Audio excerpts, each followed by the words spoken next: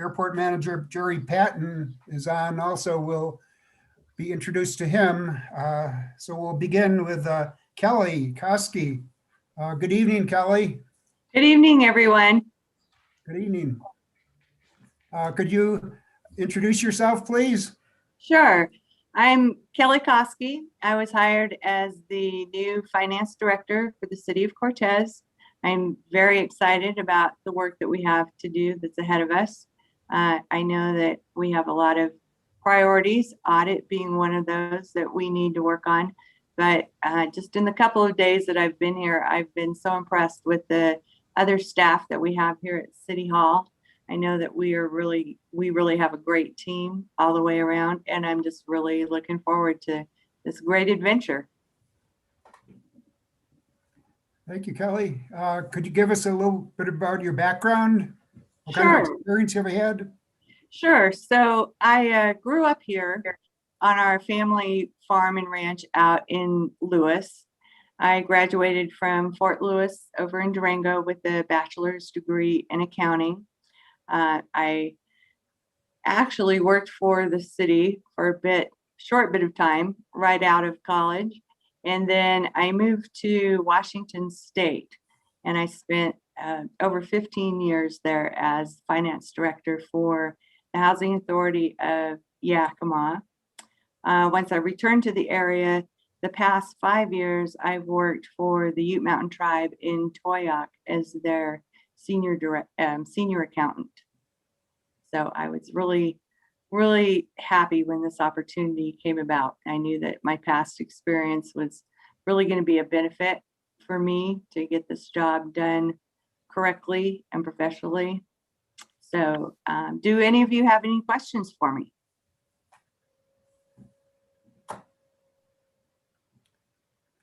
Kelly, this is Go ahead, Arlena. Kelly, this is Councilwoman Yazzie. First of all, welcome aboard. And second, do you happen to have a camera on your computer so that we can see your face? Or just You know, there was one when the IT guys came by yesterday. It was working just fine. Let me see. And I'm not sure exactly why it's not working now.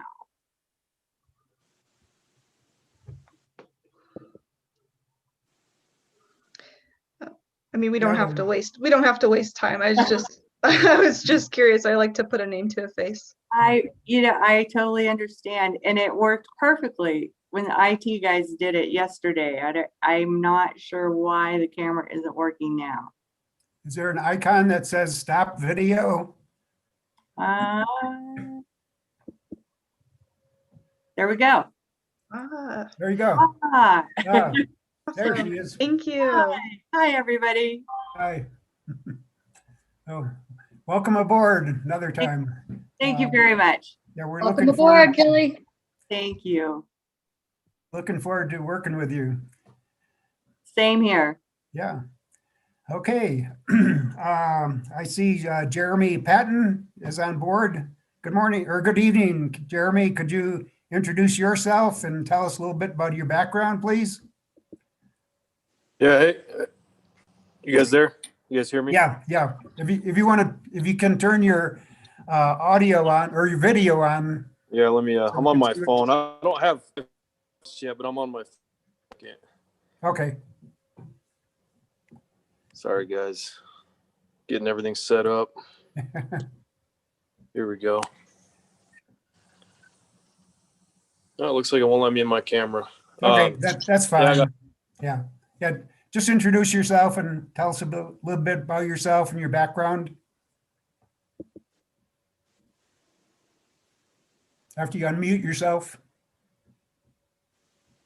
there we go. All right, everybody. Jeremy Patton here.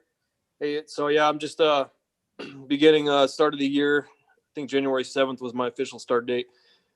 Moved up from Santa Fe. I was there for 8 years. Before that, I was in the military, lived in Illinois, Florida, California. I was an air traffic controller.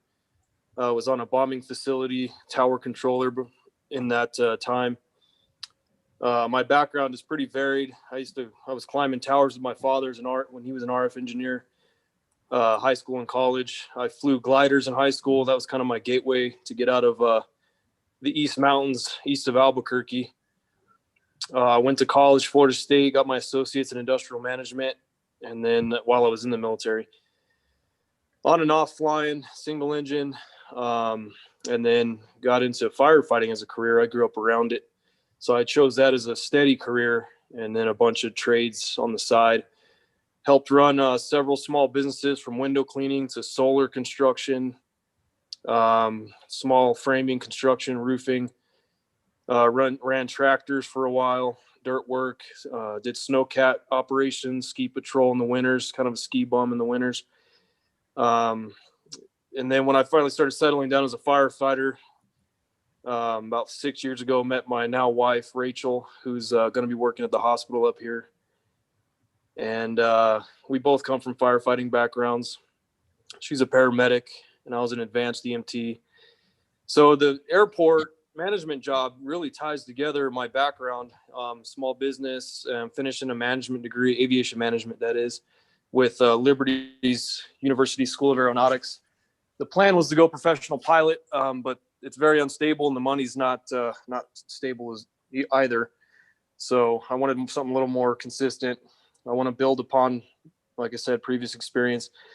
And I saw Cortez as an opportunity. I've always loved this area. Durango, Cortez, Mancos have been my playground my whole childhood.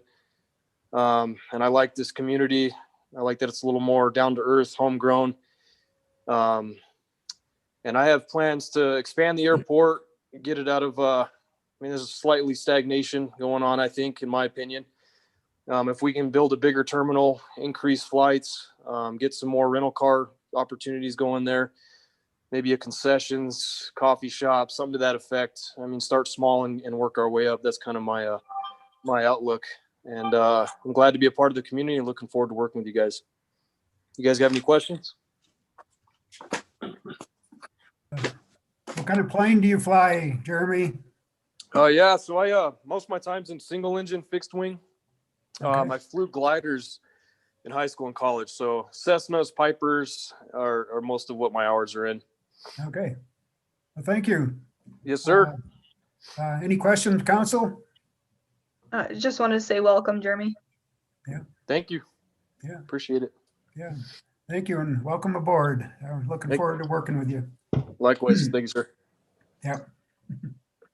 Okay, next item on the agenda is a presentation by Lori Siglito, Tracy Wagster, Deborah Uroda with the Montezuma Local News, presented by the Manager of Marketing and Events, John Brooks. Good evening, John.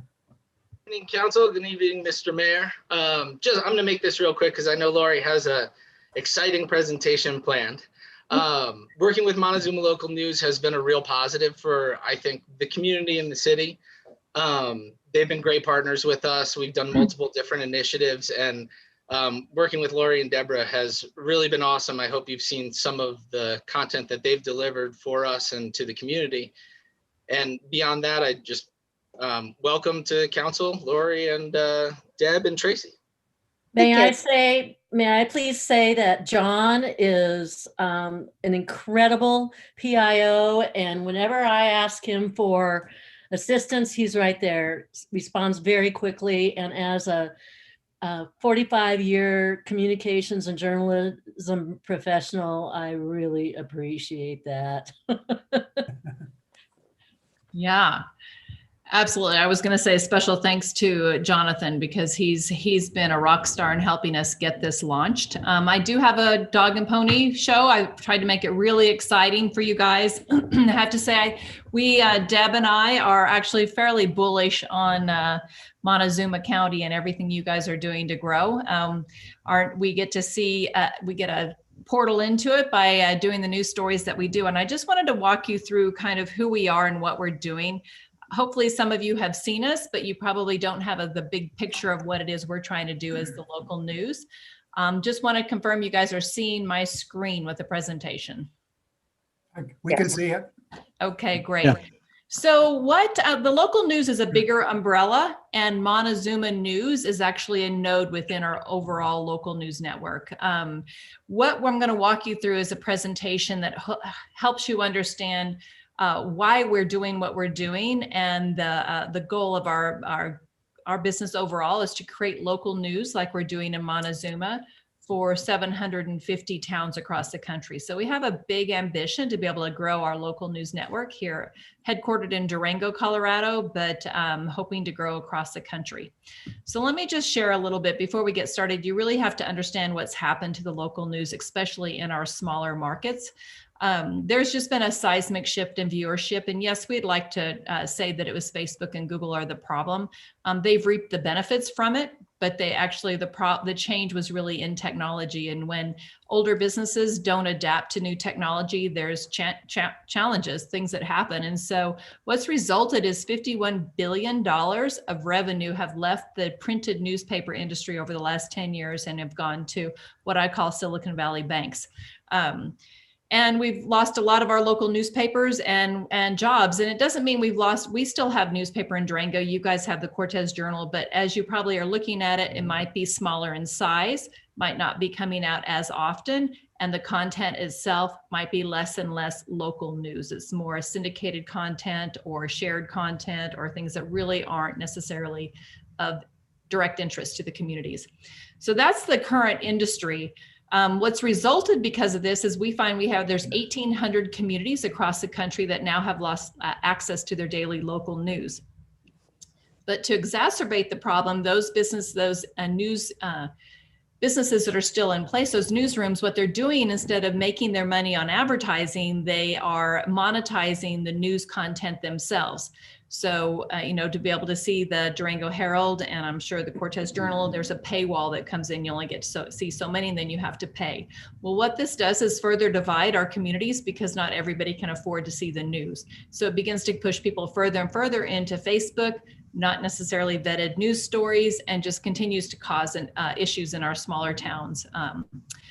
We definitely see Facebook as a huge, Cortez is a huge consumer of Facebook. We've noticed that itself. So what's interesting is there's been unintended consequences to our local businesses. Our local businesses used to really love newspapers. Maybe you couldn't measure it exactly how many people saw it, but you knew it was going out directly to the people in the community that were going to be your customers. Now what's happening is these local businesses are trying to run their day-to-day operations, but now they're also having to try to figure out, how do I get onto Facebook? How do I do a campaign? How do I compete with these national brands? How do I even get noticed with companies that have huge national budgets to try to reach everybody locally? And so it's been a real challenge for our local businesses, in addition to us losing money out of our smaller town communities into these larger mega platform companies. So that's the problem we're solving. And I tell my team every time we meet, we do two things. We fill the local news gap for news deserts across the community, and then we help local businesses make it easy to reach their customer base. Fun little animated video that we've done here. So what we do is really hyper local news. And here I've shown a couple of stories that we've done. We've done actually in the last year, I think we've done over 110 stories in Montezuma. I don't know that you guys have seen them all, but if you want to look at them all, you can go to our website, which is the montezumalocal.news is the Montezuma website, and you can see all the past stories, but I've just picked up a couple. Our brand promise is to really create and deliver relevant local news and lifestyle stories that enrich the communities and pave the way for businesses to easily reach their community. So we will do hard-hitting news, but we don't feel like that needs to be our day-to-day focus. We want to focus on good feature stories that celebrate our communities. This allows us to build a long-term trust with our viewers and our advertisers so that when we do need to do a watchdog story, if possible, if necessary, people know that we are trusted and we're going to do our best to tell the story correctly. You guys might recognize a few of those people here. So here's another few stories. I talked about doing some lifestyle and human interest stories, and we'll do regional stories as well. This weekend, Deb and I were up in the area and we recorded a story on the Four Seasons Winters Farmers Market. So you'll see that coming out. And then we also did a really fun story on a set of twins, 12-year-old girls that are focused on their career in rodeoing that live up in your neck of the woods. So what we're doing is very different from the normal news. We have moved completely away from the written news story and we've shifted completely to video news. That's the way of the future. We find that videos, of course, are more engaging, but we also are able to reach a younger audience, a younger demographics, which really helps us get news stories out. Video news is really easy, much easier to consume and easy to share across a lot of applications.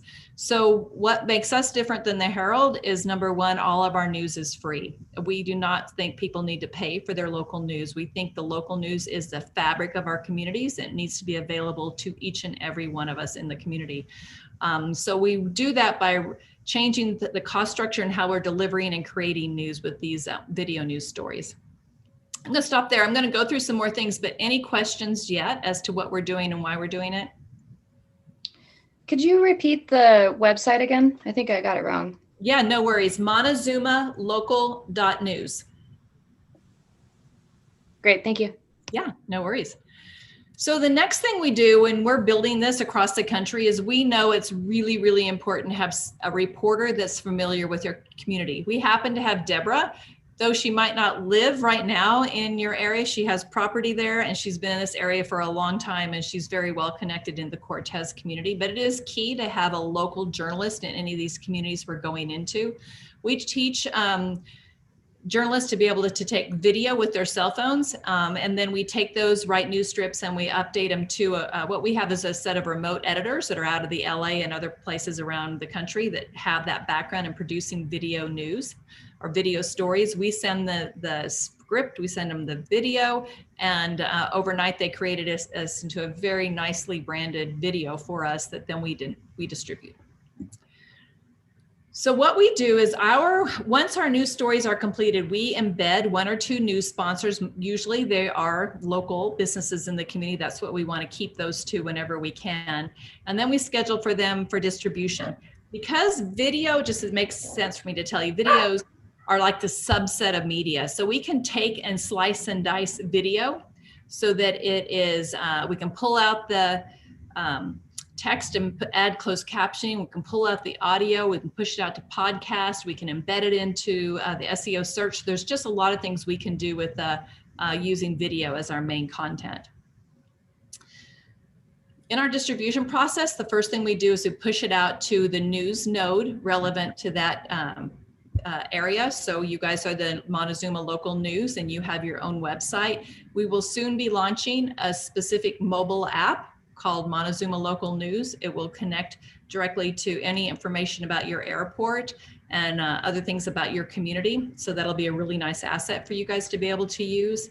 As I said, we did about 110 stories last year, but we received over 14,000 views of those and they were watched for over 150 hours.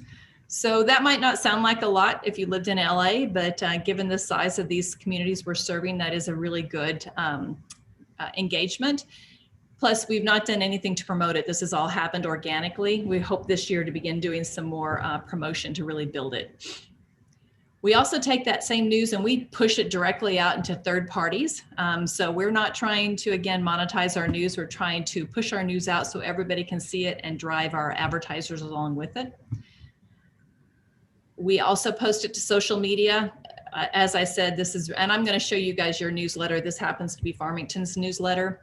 But we have seen the Montezuma Facebook. We've had over 9,000 views, 58,000 video views, 2,000 likes, and 516 shares. I mean, we almost get as much traffic in Montezuma as we do in Durango through Facebook.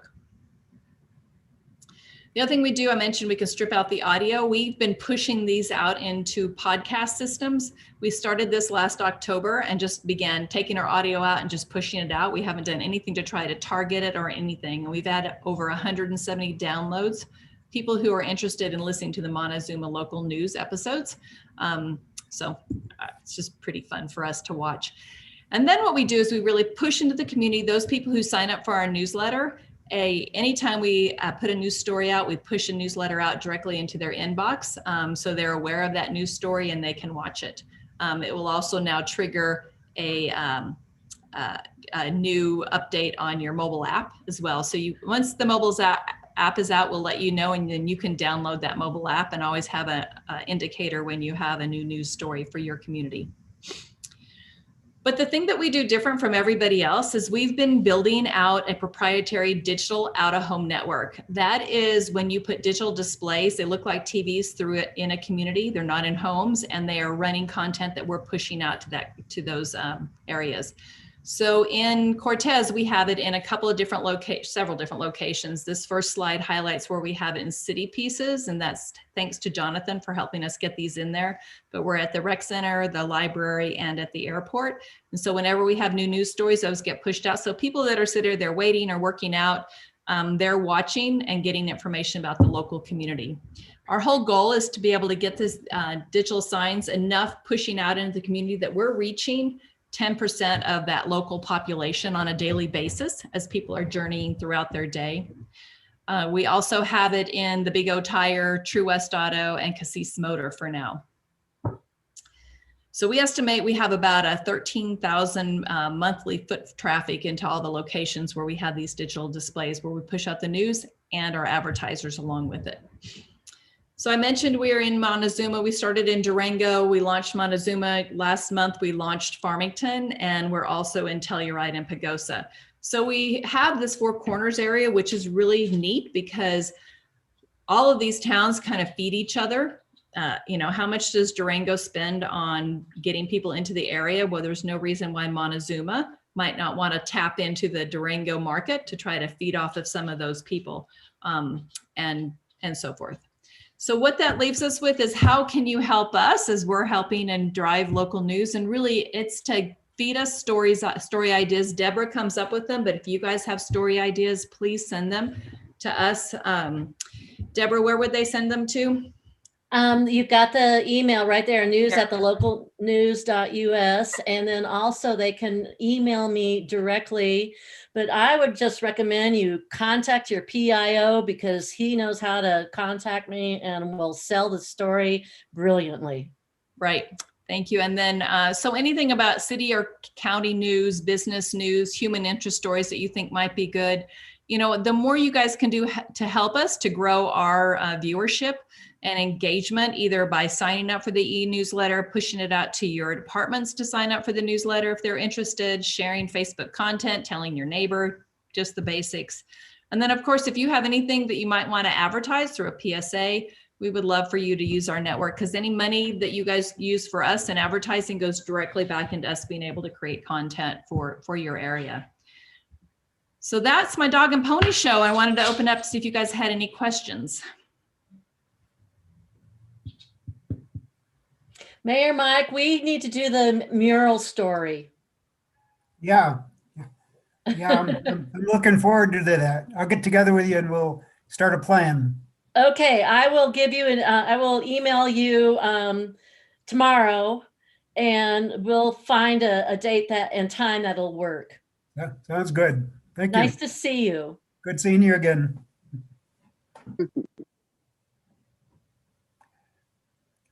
Okay. Thank you very much, Lori. Appreciate your presentation. Deborah, do you have any more comments?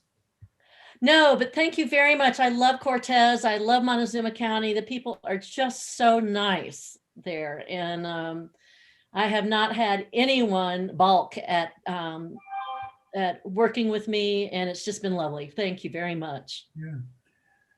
Your news presentations are very interesting and informative. Thank you very much for doing that. Well, good. Well, let's keep it up. Anything you guys can do to help us, we'll just help you right back. So thank you very, very much. Will do. Thank you. Right. Yeah. Thank you all for your presentation. All right. Bye-bye. Stop share and we'll drop off. Okay. Okay. Next item on the agenda is a discussion on the Recreation Center HVAC system. The Director of Parks and Rec, Dean Palmquist. Good evening, Dean. Yeah, good evening, Mayor Mike and City Council. Yeah, I wanted to bring up about our HVAC system at the rec center, and I think you've all had an opportunity to read the memo, and I'll just kind of maybe cover some highlights that basically our Carrier brand HVAC system was installed in spring of 2018. We had some issues along the way because our control systems are Allerton controls, and with the Carrier HVAC system, those two companies were able to resolve their issues before we, along the way, so we could close out the project on August 21st, 2018. When we typically do a project for the city, we have a 1-year warranty period on the work that's done. You know, there are still longer warranties on the actual equipment itself, but the work is good for 1 year. We did have a lot of different issues crop up in that warranty period where either, well, especially Farmington would come down or come up here to get it fixed, any issues, and then also Allerton on occasion was here as well to fix some things. In November of 2020, we lost server connectivity, which means that we lost control of the HVAC system from in our facility. So Dan Jones, our maintenance operations coordinator, usually handles that. And because of losing that connectivity, we had to rely on ACS Allerton to do any changes with our system. And that's where we're presently at, where they're having to change anything that we need changed for temperatures and particularly on the zones. The overall units, I think, are still working, but in the zones particularly, it takes a little longer to warm the rooms up and whatnot with loss of that control. And if you can see in the memo, it pretty much got to the point of both companies pointing fingers at each other of whose problem it was. And it's really a code issue from like the Allerton controls talking to the carrier unit, and there's a code issue for communicating the interface between each other. And that's where the problem exists. It doesn't exist in the mechanical side of things. It's all in the interface, the code between the controls and the HVAC system. So with that said, we're either needing to schedule to get Allerton ACS down over here to get it fixed. If we do that option, it's going to cost $2,000 a day. I think you have an attachment that says it's $2,000 a day for them to be up here. And then along, we would need Farmington Heating and Metal here as well. And their cost would be about $800 per day. So in essence, it's almost $3,000 a day to get them here to get that problem resolved. And last time we had this type of issue, it took them 3 weeks. Not that it may take 3 weeks. We're not sure exactly how long it would take, but even at a week's time, and you figure close to $3,000 a day, that's about $15,000 to get our problem resolved. And there's no guarantee that if they do that, that this may crop up again, and there may be additional costs down the road as well to get this resolved. So with that said, we thought the best strategy would be to try to go with Carrier controls along with the Carrier unit. So now we have one company we're totally responsive to, instead of having two companies that are now pointing fingers at each other on where the problem exists.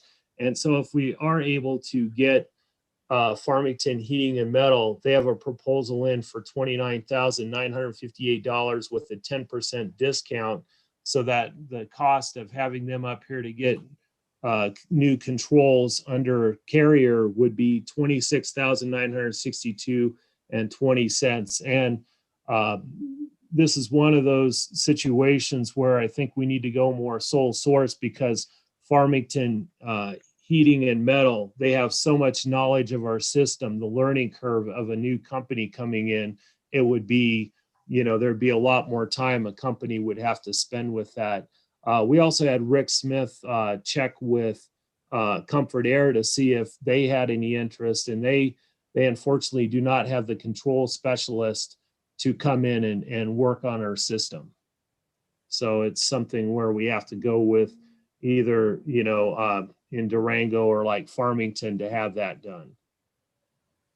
So anyway, that's kind of the gist of it. I'd like to, I guess, open it up for questions at this point that you may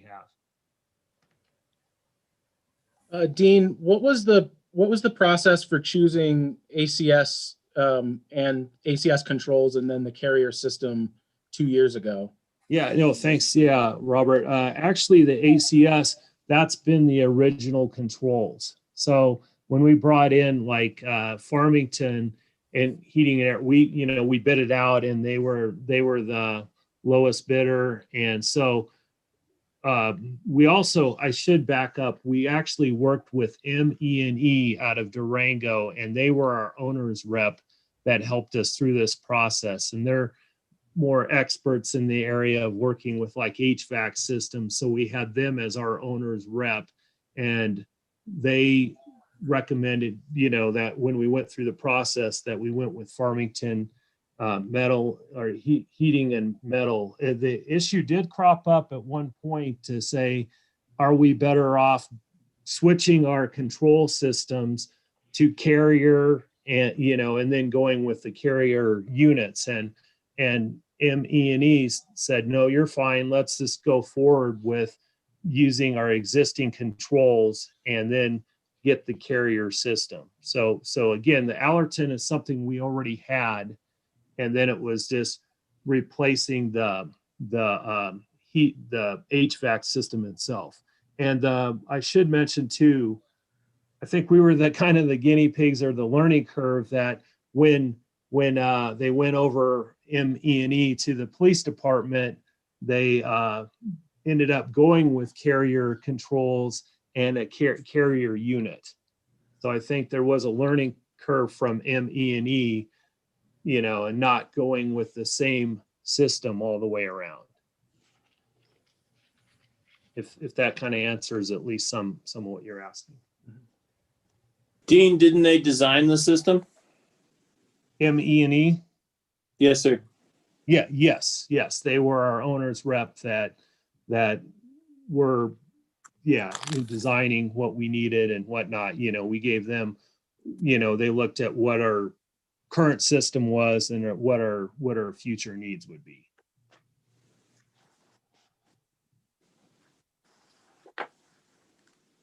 Dean, did you, so I want to lead with, I like the 26.9 number, but did you have to do any finagling to get that 10% discount, or they just offered it, the Farmington Heating and Metal? Yeah, no, Dan Jones, our operations coordinator, worked with them to get that discount. Yeah.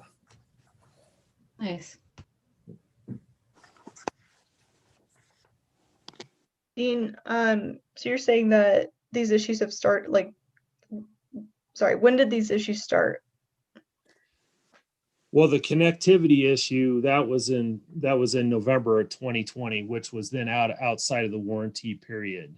There was some issues along the way. It wasn't maybe always connectivity issues, but there has been some issues with that HVAC system, and it kind of really goes back to even the start when the rec center was put in. There's been constant issues with that HVAC system. So were any of these issues brought up to the previous council? The issues on I don't know that was at that point in time. Yeah. To be honest, yeah. We were working under the premise, I think what I was told when I was checking into this, that we were under a warranty. And so as long as we were under a warranty, things were okay. The engineer recommended we pay the final payments. We followed their advice. The memo kind of indicates there was problems with the connectivity or the operations of the thing when they were putting it together, even before it was approved. Somebody told me it hasn't really worked to its full potential since it was installed. or before it was installed, but Yeah, people yeah, I mean, during, my- excuse me, Dean, but Yeah, people sorry. kept assuring us that the warranty, it would be fixed and we would move forward. So we went with those representations. Yeah, when the rec center was put in, and I think we should even start there, the city ended up going with our building inspector and didn't go with a third party representative. And typically when you have a rec center of a facility that size, you go in and you should get a third party to inspect your facility and pay the additional money to get the appropriate inspection. So there was even a point when I started here that it was found out there was certain parts of the system not even fully functioning because there was cobwebs, and once they fired it up, you kind of had that burnt smell, and when things in there. So yeah, even from day one, as Mike Green has said, it hasn't fully functioned, because I think they should have had a third party rep in there to troubleshoot through your system. And that's typically what you do on a facility of this size. Right. So it sounds like we made a costly oops. I'd say going forward, and just like in general for any other department head, it would be great if we see that there's these issues that are maybe consistent or chronic or whatever, that it would be great to have them like perhaps come to the city manager or come to council just to make sure that what we're doing with these projects is still what we want to do, or like to try to avoid these costly mistakes. So I'm just saying that out loud. I was just curious if you had brought it up to the previous council and we as a council decided to not do anything about it, but if there are any other future projects with the rec center, it'd be great, or like any other projects, it would be great if even if there's some slight concern, for it to be brought to the city manager or to council, just to make sure that we're still on the correct path. Yeah, Arlena, I just don't know that you or even the city manager for that matter, I don't know that any of you could have done anything. I think when you hire like ME&E as a owner's representative, they're supposed to be our experts to represent us in the best interest. And that's what we pay them for. And it was actually brought up through the process to look, should we maybe go with Carrier? I think Joy McHenry, our facility supervisor, brought that up to him, and Dan Jones. Should we go with the Carrier unit, the Carrier controls? And they seem to not think that was necessary to do that. And so when you're working with an owner's rep, there's a lot of, trust that you're relying upon their expertise to guide you in the right direction on what you're supposed to do. So I really put a lot of this onus on ME&E that they didn't give us appropriate guidance at that point in time. And they'll admit that. They'll admit that as well, that they didn't give us, I think, the best of guidance at that time. And we're looking at council coming to you with an ordinance to adopt a procurement policy, which we'll try and make sure covers this aspect. Lately, the procurement stuff has looked a little strange when it's been coming through. And so we'll have an ordinance which we'll make sure it addresses after the installation, after the purchase, what a proper procedure is. But that should be to you in the end of March, I'm hoping, or maybe sooner. All right, thank you.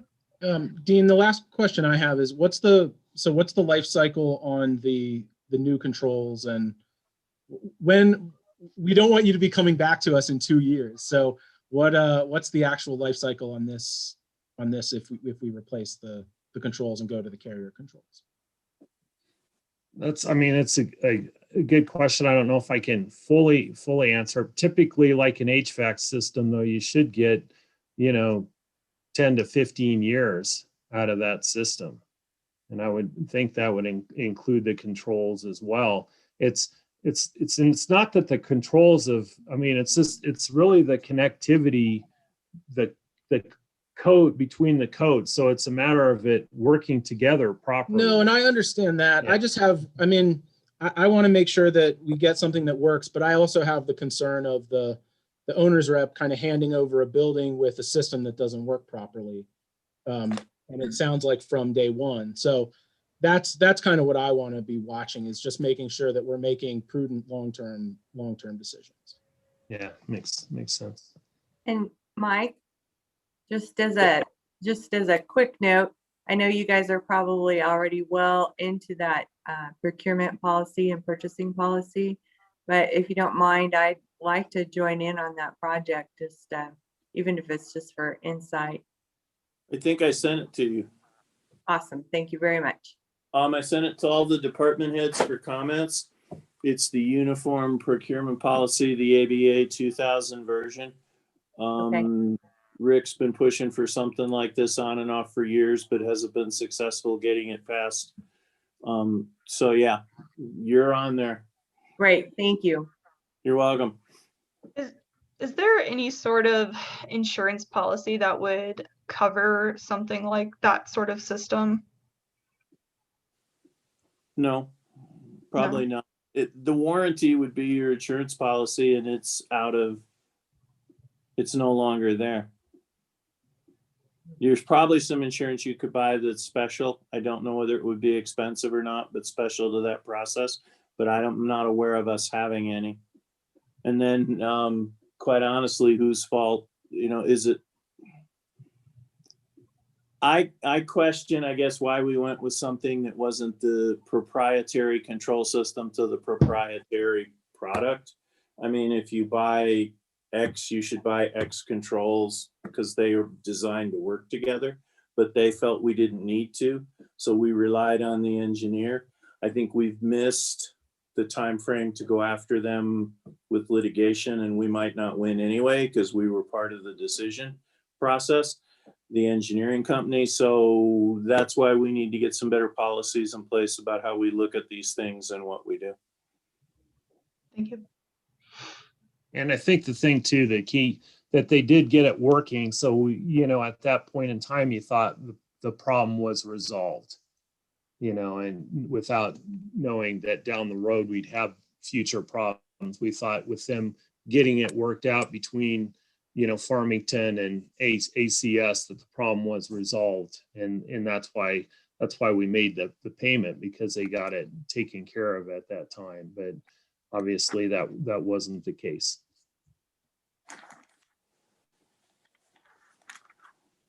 Yeah, that's the question I was going to have that you answered there, Mike Green. But Yes, sir.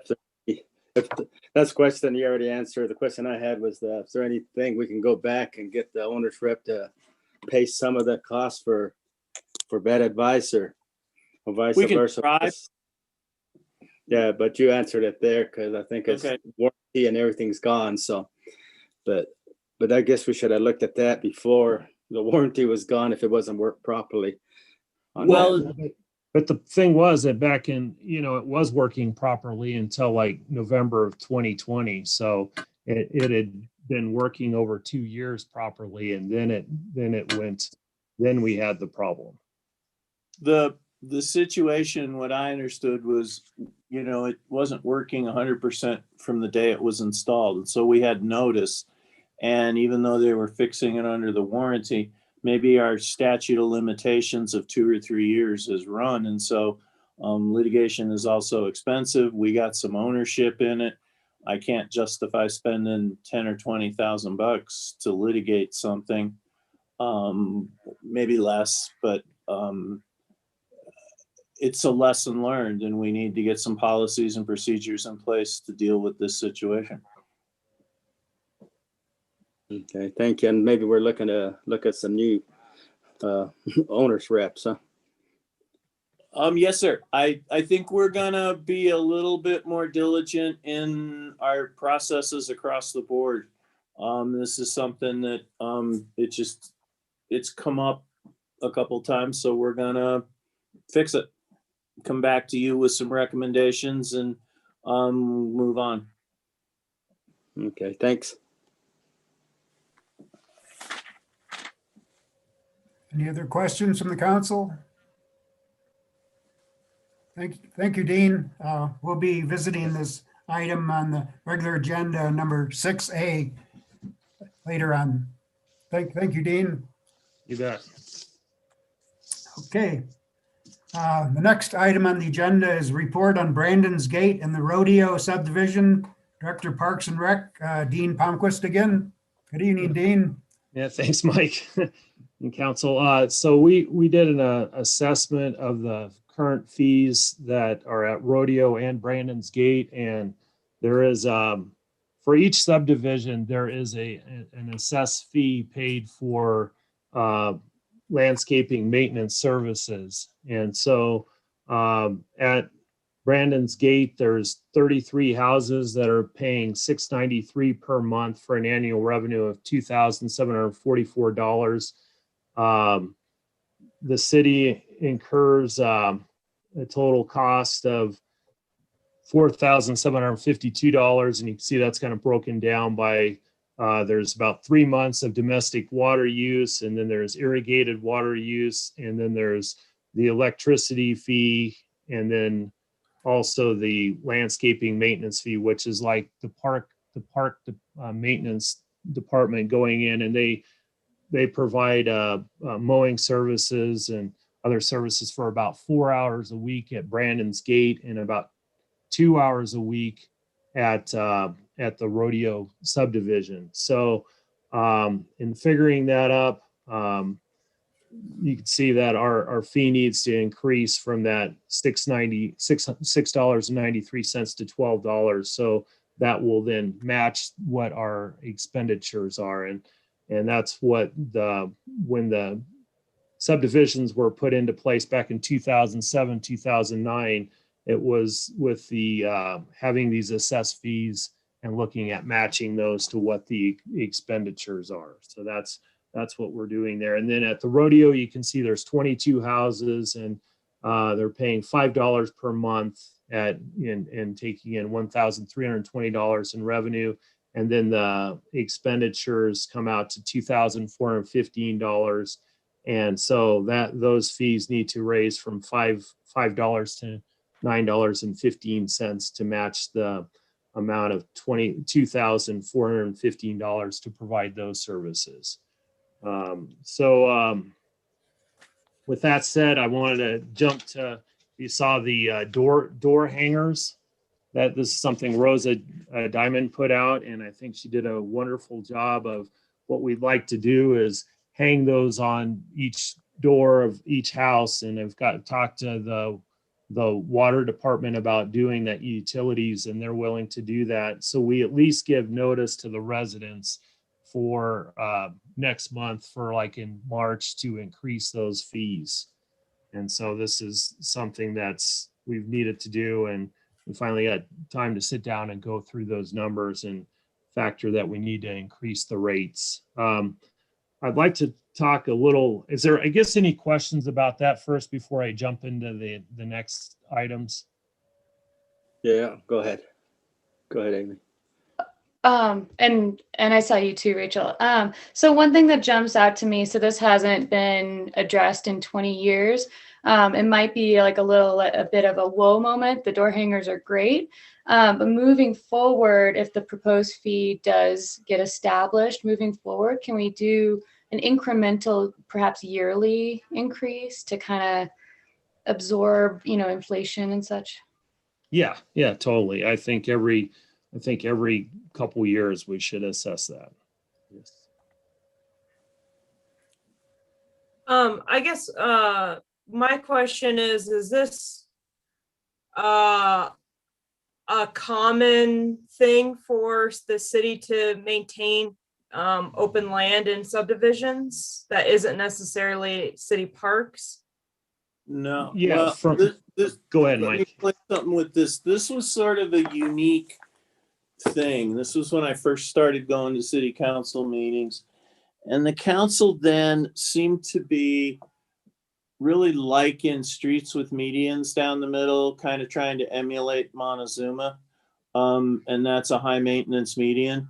And so they made them narrower, and they did things, and they put some trees in.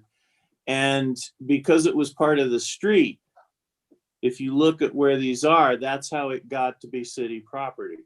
You've got the street width from curb to curb with this thing in the middle.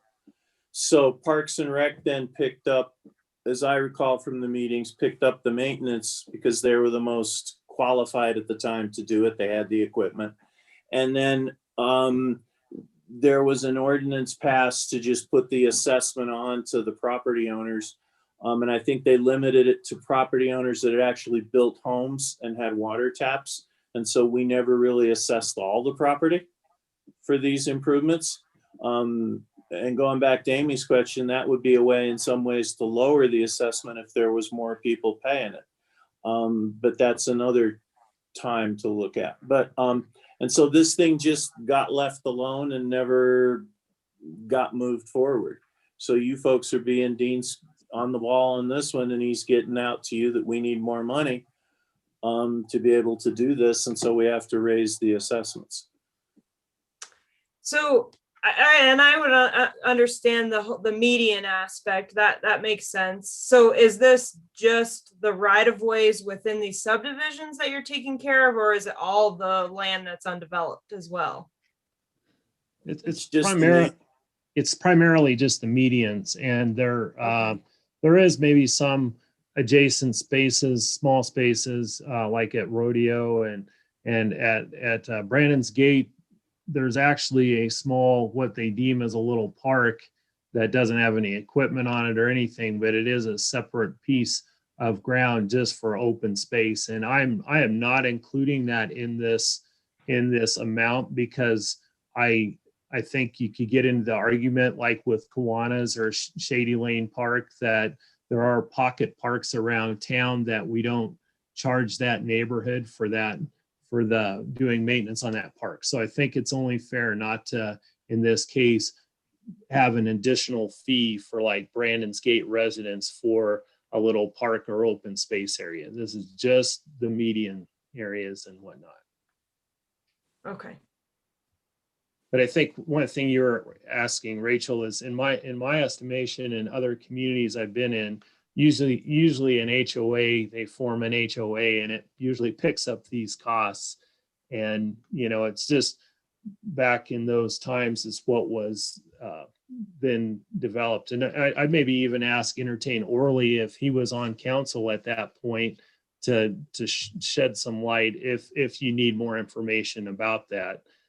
From what he recollects or with what Mike Green said, maybe that was enough information.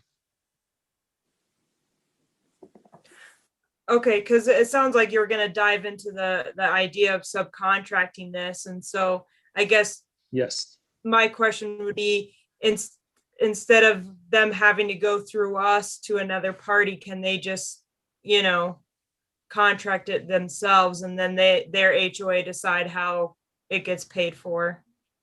Unless it's a service we like providing. Not at this time because we own it. We have to do the contract. Okay. We have an agreement. We have an agreement, right, Mike? Is that correct? Well, I think we actually own the medians. I'd have to go back and double check on the plats, but I think we do. And it's part of the dedication of the street. It's kind of like they dedicate open space to us for our use for parks or whatever. And so we maintain that. And this is part of the street. So like the pavement, the curbs, the gutters, the street sweeping, striping, etc. My understanding was we maintain the medians. Dean, one of the things we're going to be looking at probably later this year is some water use stuff. Are there any options for less thirsty, particularly I'm looking at the domestic water use for that green space? Are you looking at options to kind of do things in a less water intensive way? Yeah, I had some preliminary conversations with Phil Johnson about this, potentially going to some more xeriscape along like Brandon's Gate. And, I think the same could be said. I mean, but there would be some initial cost, to convert it as such. And really the cost right now is to to those residents that live there at the present time. And I guess the question could be, if we xeriscape that, would that cost then be, the burden of the residents, or would we make that the burden of the city?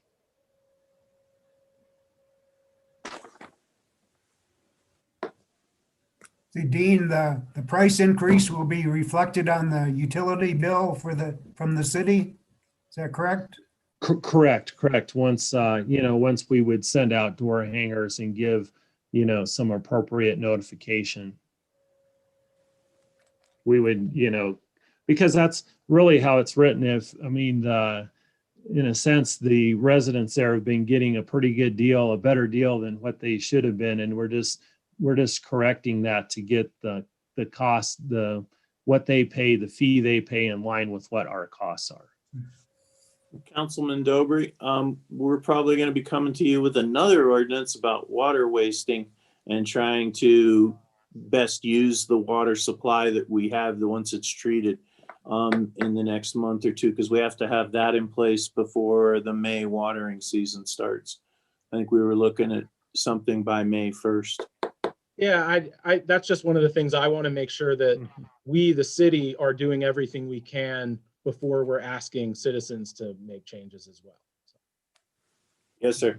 There's been a lot of discussion on that. Phil Johnson's been really spearheading that and trying to make sure the city's not using a lot of treated water in a lot of places with it as other options, et cetera. Thanks. I wanted to mention. Oh, go ahead. Go ahead. Yeah, I got a few things there. I think back then I thought it was supposed to have been, updated every so many years, but I forgot. But that whole thing was that I think the city is in the city right away, and I think it was towards beautification, and that's where the city was going to start maintaining some of it at that time.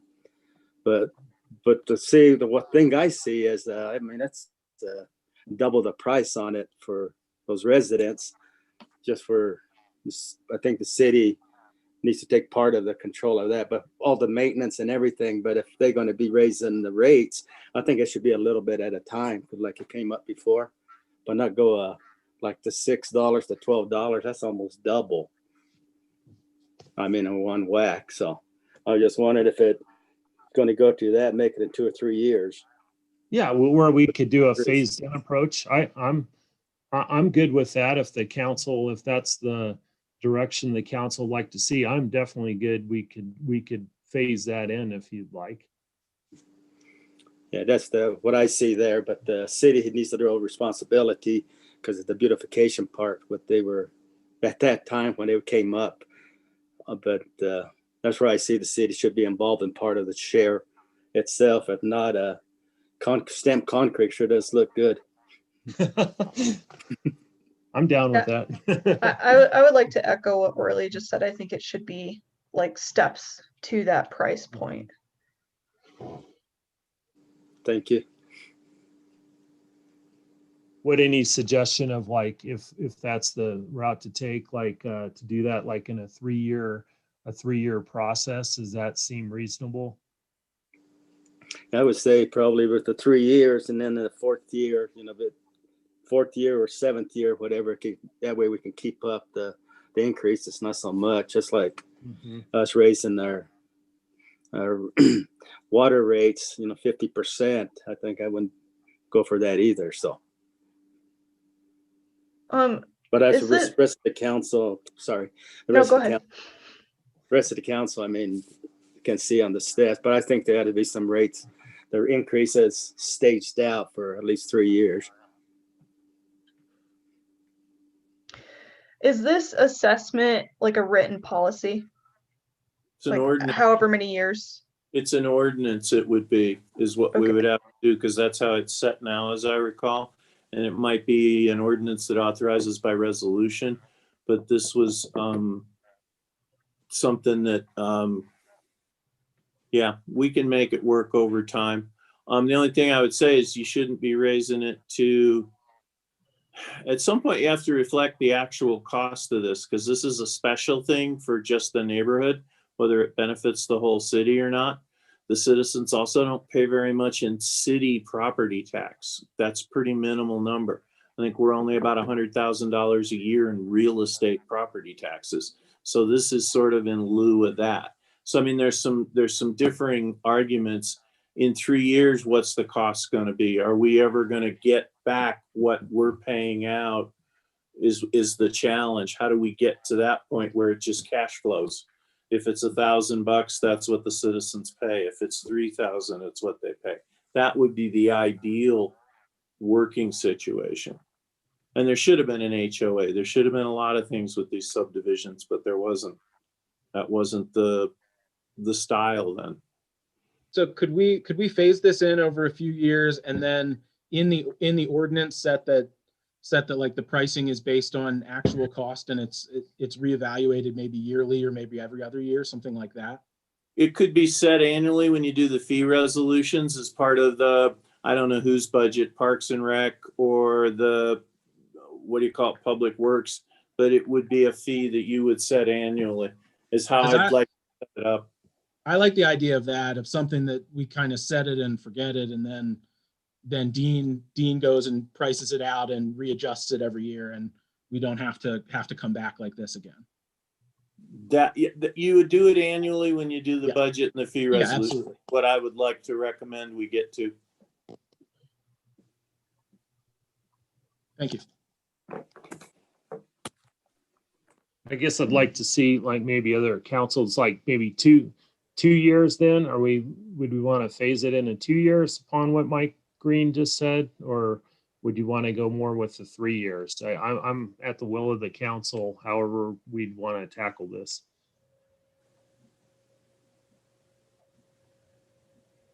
I think I'd probably go maybe with 2 years and then and check on the expenses. Be nice to recoup those losses right away as soon as possible.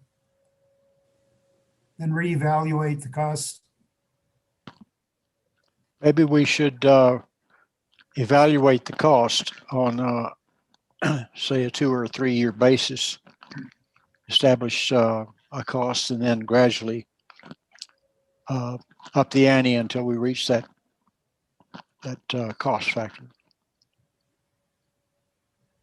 What if we did just a draft ordinance for you to look at that raised it up to whatever the current price is guesstimated in 3 years, and then it's set to be reviewed annually with your budget fees? That makes sense to me. You could actually get a contract bid or whatever we wanted to do each year at about the same time, and then we'd know what the cost was and set the assessment. Heck, it might go down.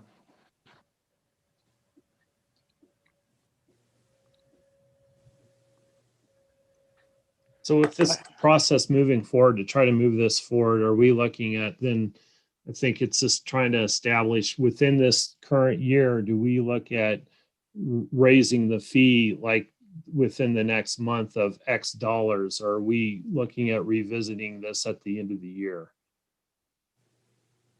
I think we do both. Yes, sir. If you need money now, I think we have to, council should look at raising it now. And then as part of the budget process each year, we start looking at it.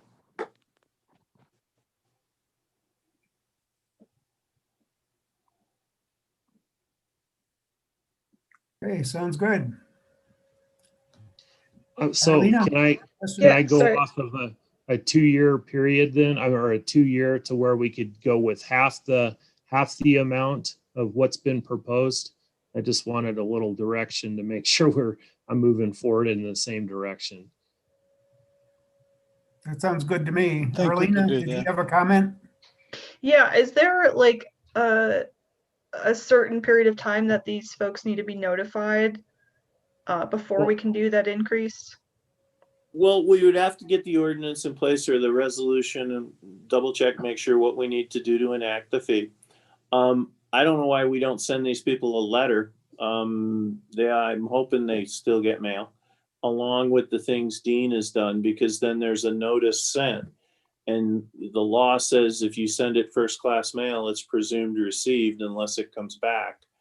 And then we've got notices out, put it on the website, just do as many things as we can. But it's going to take us 2 meetings to get the ordinance done so that we can start sending notices out that, hey, we're going to raise the fees before the ordinance is passed. And you guys can see what response you get when you go to handle the ordinance at the first and second reading.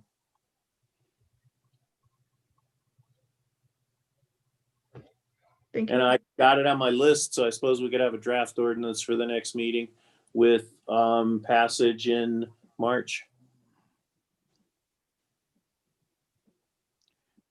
Is there any, Mike, is there any way we could say average what the assessment has been for over the past 2 or 3 years and establish that as the bar and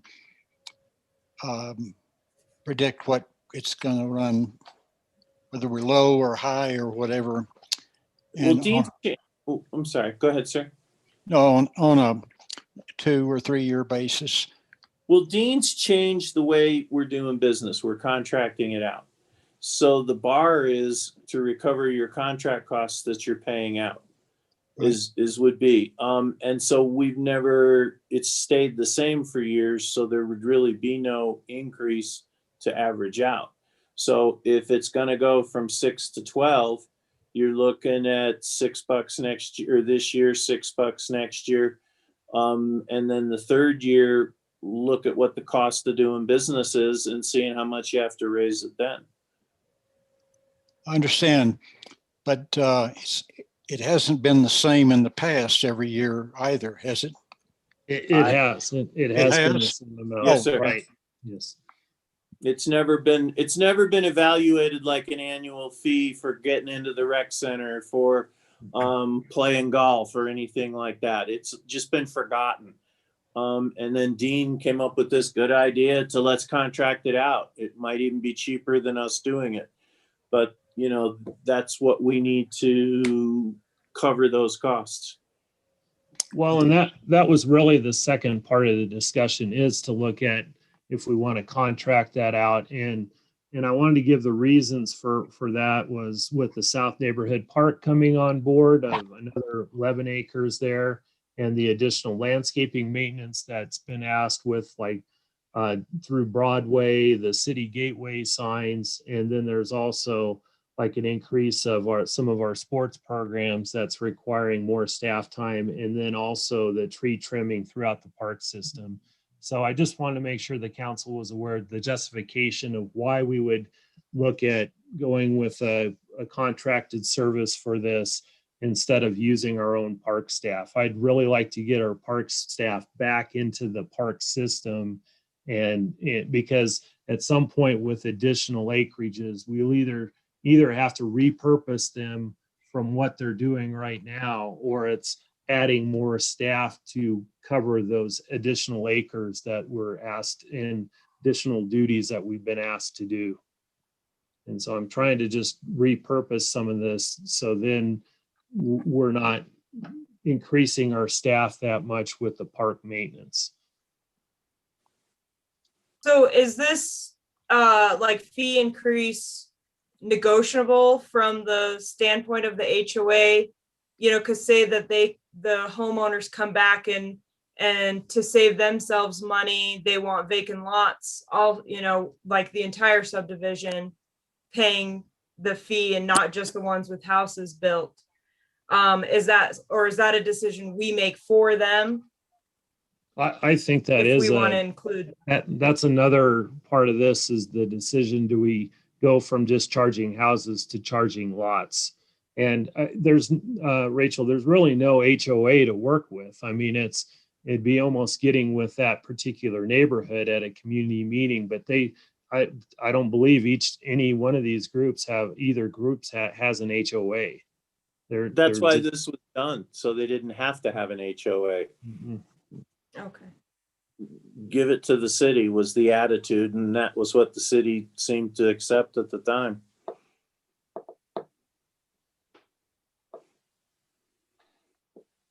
And due to time, I mean, we don't have to accomplish this tonight. I just wanted to bring it before council to consider these other items of going to a professional landscape company, a local company, and then also from the houses to the lots. And that's just, we can take that up at a future meeting, just because I know we need to we're getting close to the end of the time. So.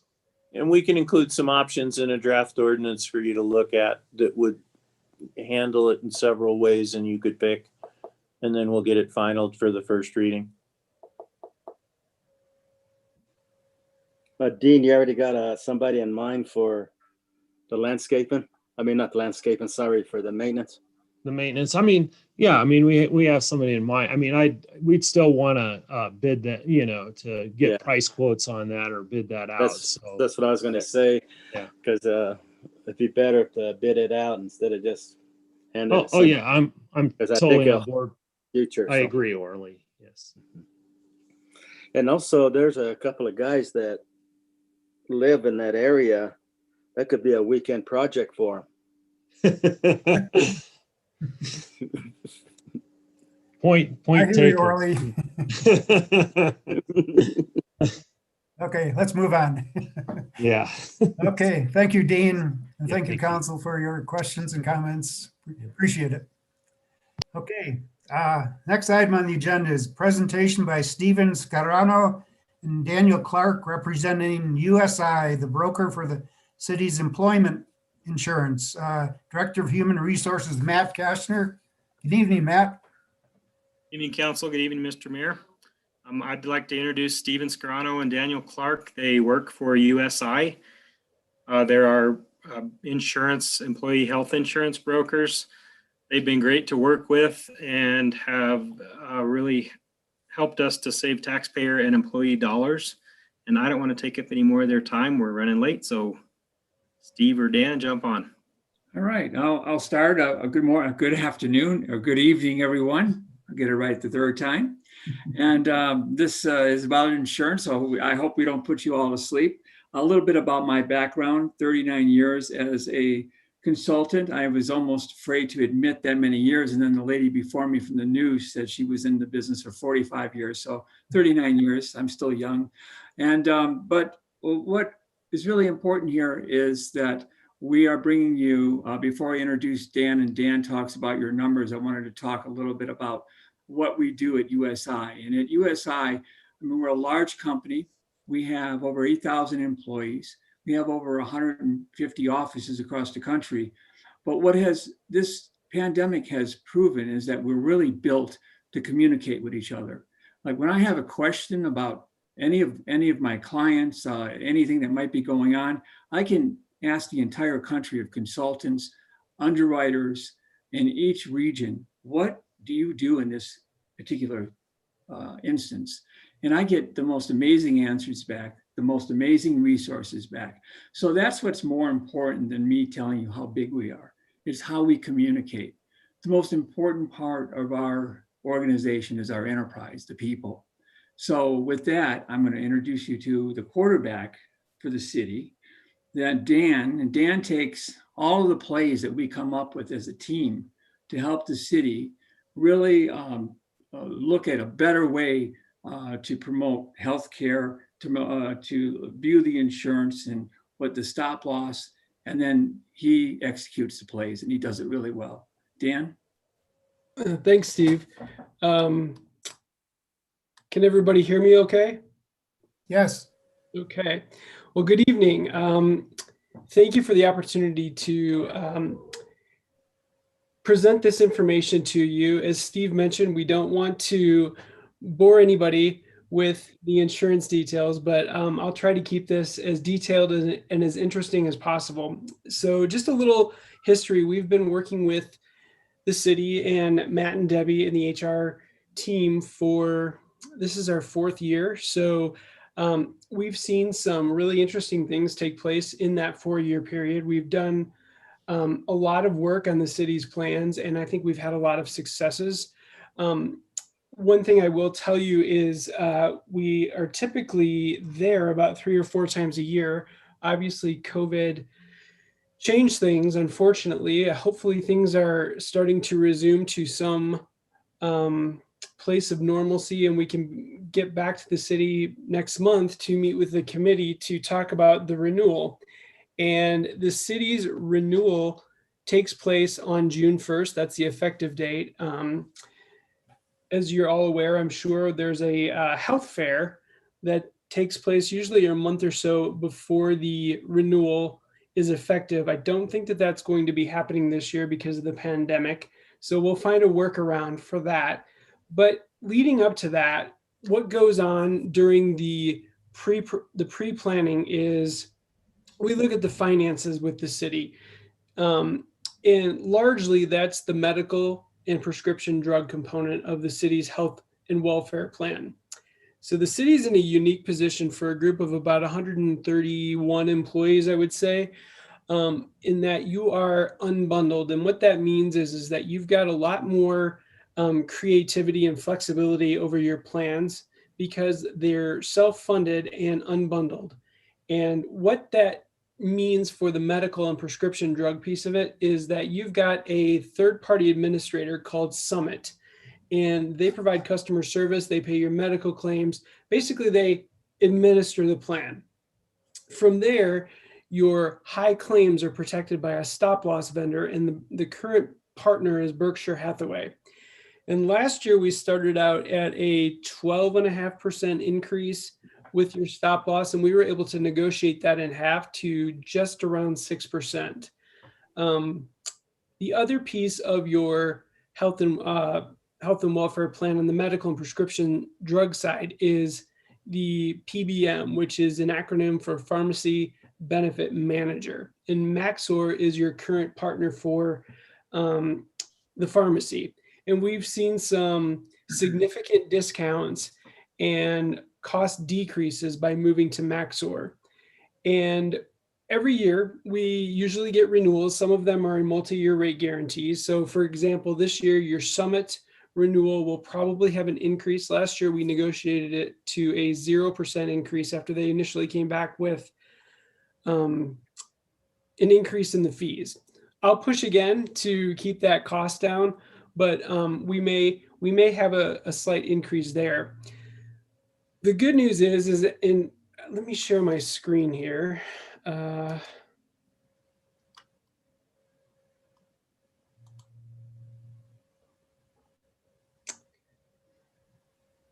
So this is the cost summary year to date for how the city's plan is running.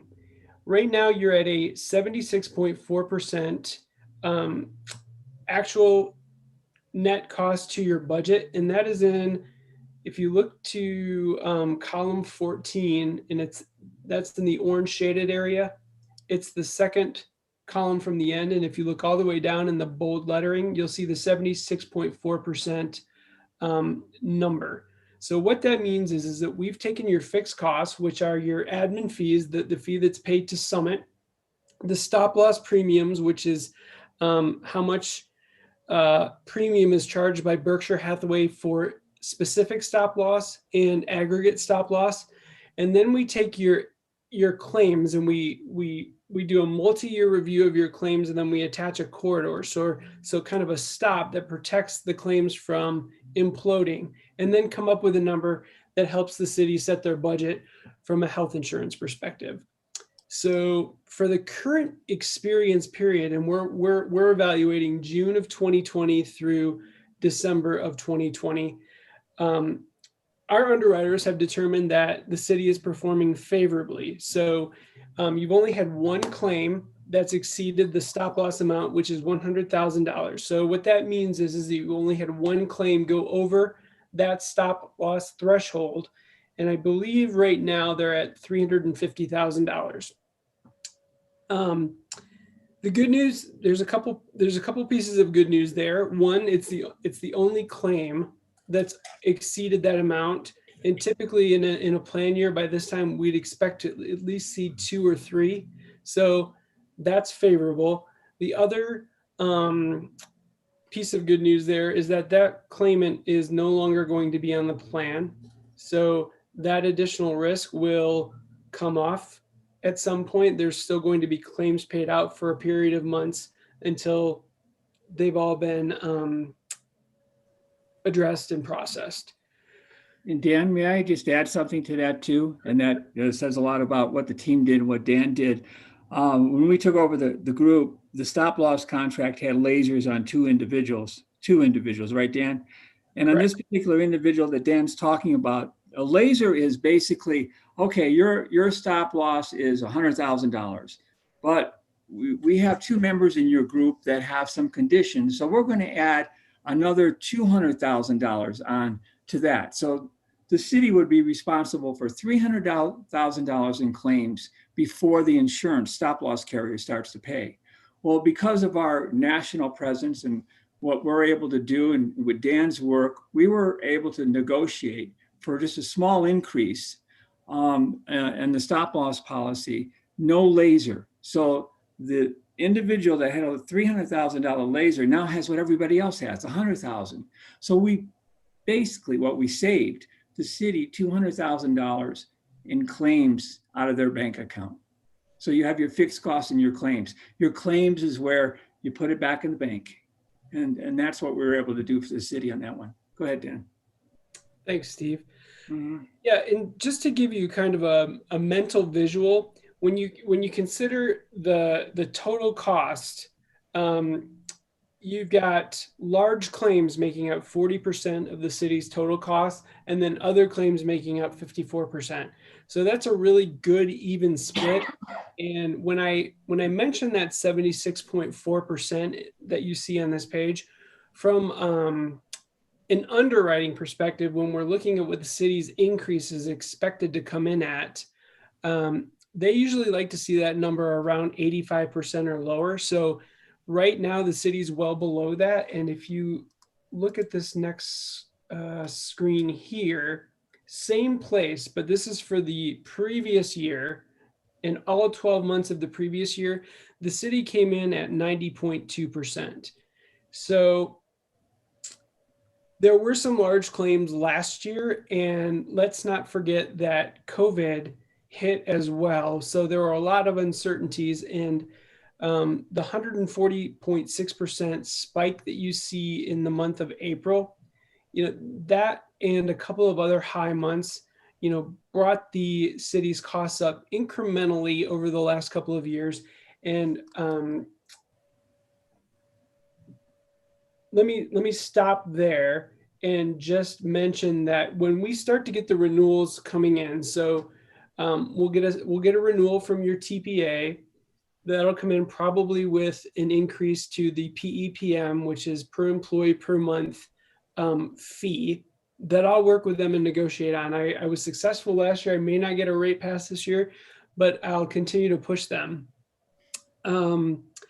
We just received the Delta Dental renewal for the city. And the good news with that is I haven't even had to do any negotiating yet, because you were given a renewal of a 9% decrease for a 2-year period. So that's hot off the presses. And then we'll continue to work to get those numbers down.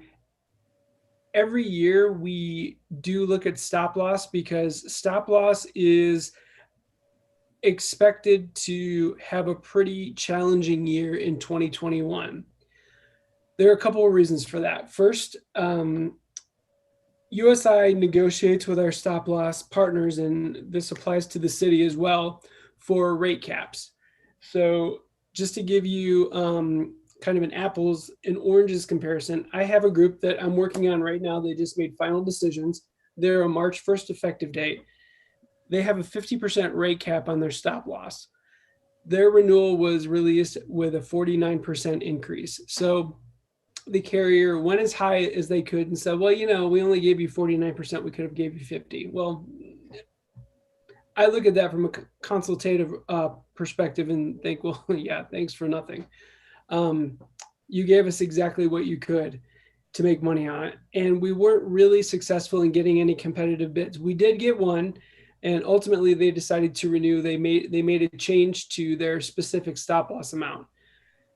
Even though the stop loss market is running hot right now, because the city's experience is so good, and because the large claims are so well controlled right now, I would expect a favorable renewal, but that doesn't mean that we won't search the market for a better offer, which we will. So sometimes after a couple of years of high claims with one stop loss vendor, it makes good sense to at least consider another stop loss partner, because they haven't paid the high claims. So they hit reset, so to speak. So I'm going to jump to, this page, and let me see if I can. Can you zoom in at all on that? It's really hard. Comforter. Thank you. Does that help? I can do one more. Maybe one more, yeah. Okay. Oh, that's better. Thank you. So this is called a renewal projection. And because the city is self-funded, there's a lot of variables and a lot of data that we like to use to generate a projection so we can expect to see where the renewal comes in and also help set the stage for how we want to set the budget for the next plan year. And just so you know, behind the scenes, we do think about certain strategic objectives, such as going to, maybe a different TPA or going back to a bundled arrangement. And we did do that 2 years ago. We looked at Cigna because USI's got a very strong relationship with Cigna. They're very anxious to work with the city. They bring it up every year. Unfortunately, or fortunately, depending on how you look at it, they weren't competitive to be able to provide the savings that the city's seeing now with an unbundled arrangement. So everything would go back to Cigna. So all the administration, the stop loss, the pharmacy, everything would be administered by Cigna. And when you've got a carrier that's doing all the administration for the stop loss and the pharmacy internally, the discounts aren't as deep as they are with Maxor, for example, on the pharmacy side, and Berkshire Hathaway on the stop loss side. So USI's got a stop loss panel where we get extra negotiated rates, or better negotiated rates, I should say, by having that partnership with our stop loss panel. So when we look at this estimated renewal projection for the 2021 to 2022 plan year, we look at a couple of different things. We look at your medical and your prescription drugs side by side. So you'll notice that we've got medical in the first two columns coming over from the numbered items beginning with time period. So what we do is we take the previous plan year and then the plan year before that and blend those two together. And the weighting that we put on your current period or your most recent period is 60%, and the weighting that we put on the previous period is 40%. In comparison, when you look at a straightforward renewal from a carrier, they use 1 12-month period typically. So this gives us a better idea of what the blend looks like. And then we look at your actual paid claims. We look at the amounts over that $100,000 specific stop loss amount, and then we take the net paid claims, and then we add in annual trend, which is sitting right now at about 7.4%. So think of that as inflation for medical and prescription drug coverage. And then we build in a margin. So this is a pretty conservative estimate of where we think you'll come in. And we built in a 5% margin. Sometimes we build in 10%, sometimes we build in 0%. It just depends on what the experience is, what the size is of the group, and where claims have run. So I'm going to jump down here just to show you everything that we build into this, in addition to the claims and the experience period and the margin and all of that. So we use your fixed costs, which are the costs to administer the plan. So the administration, Teladoc, your case management, your network access fee with Cofinity. You've also got organ transplant carved out, and then the stop loss fees. So right now, based on how the city is running from a very conservative position, we're looking at a 9.6 increase to costs. And year over year, that would be about a $200,000 increase to the budget. So I know that seems like a lot at this point, but please keep in mind, this is before any negotiation has taken place. This is with that margin built in. And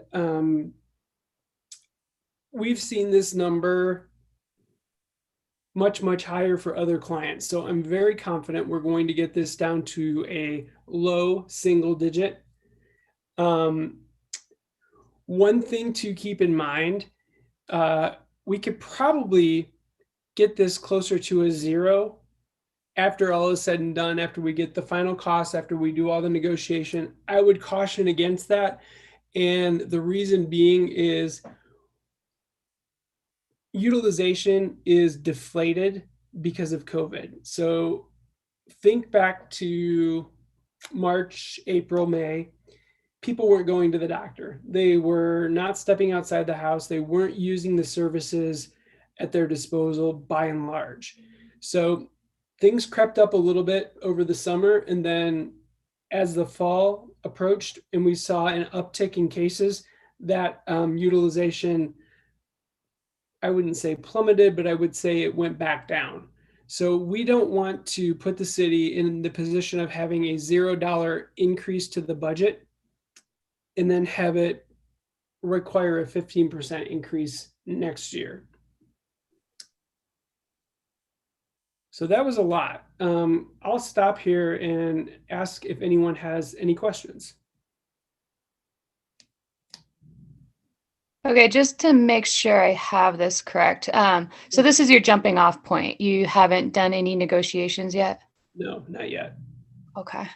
And how long will that process take? So we'll have the stop loss renewal sometime next month. That usually informs a lot of this projection. We will probably have everything tied up by the end of April for stop loss, and we'll have a better idea on the increase, maybe mid-April, I would say.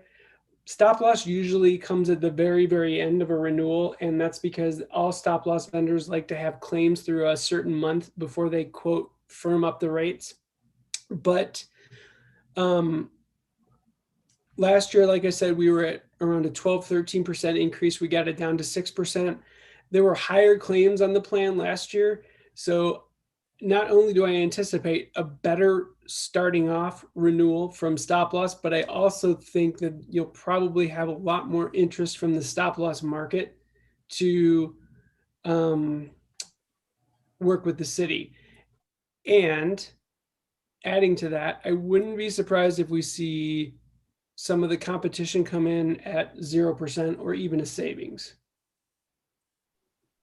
And please remember that a lot of the increase we're talking about is increasing the funding of the claims. So not using that funding of the claims, the money stays in the city's bank. So you can't lose. I mean, you're not taking chances to where you're underfunding. And so you're funding at a level to where you're comfortable, and chances are, like this year, you're putting money in the bank. Now, when you're dealing direct with a carrier and they're controlling all of these parts, you don't have the opportunity to save money as when you're unbundled the way the city's unbundled. So you're due for some good years. You've had some difficult years. We don't have the employees with us anymore. I mean, there's always a chance something else can happen, but I've been doing this for a long enough time to say, you're in that 5-year period to where you should enjoy 4 years of banking some money. Yeah. And one other thing I'd like to add is for a couple of years, we've talked about making some changes to your plan designs. And I think a year or two before USI partnered with the city, there were some pretty significant plan design changes that your employees had to absorb. So we're always in constant conversation with the HR team, and we do meet with the committee, and we always talk about what that looks like, what the value of that would mean to the plan, and especially what kind of disruption would that make for your employees. You know, we understand that benefits are very personal to everyone. And especially in a close-knit community like the city of Cortez, we want to make sure that we're being mindful of that and how it would look like for employees.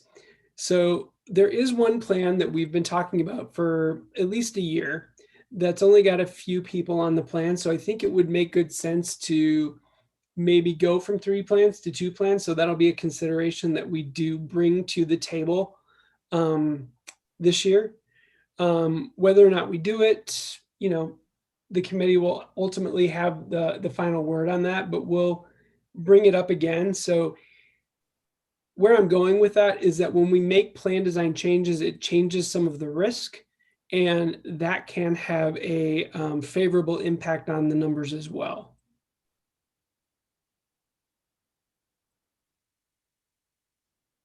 I would like to make a comment on something that Daniel said earlier.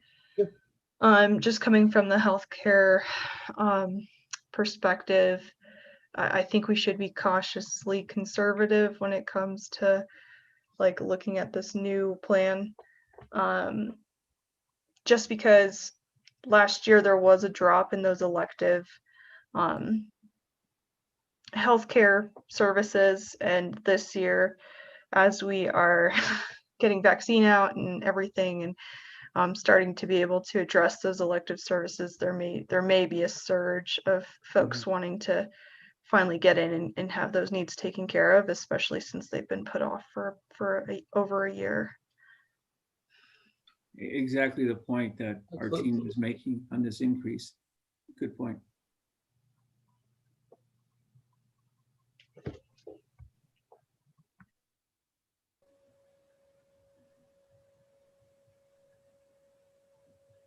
Any other questions or comments? That was, and I appreciate everybody's attention. I know that this isn't the most thrilling topic to talk about at 7 o'clock at night.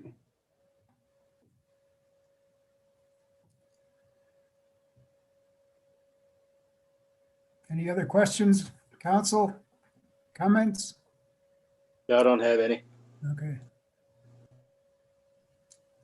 Well, thank you very much, gentlemen. Appreciate your presentation. Of course, thank you for your time. We appreciate it. Okay. Night. Good night. Okay. Next item on the agenda is general council discussion. Is there anything we need to discuss tonight before we take our break, before the regular meeting?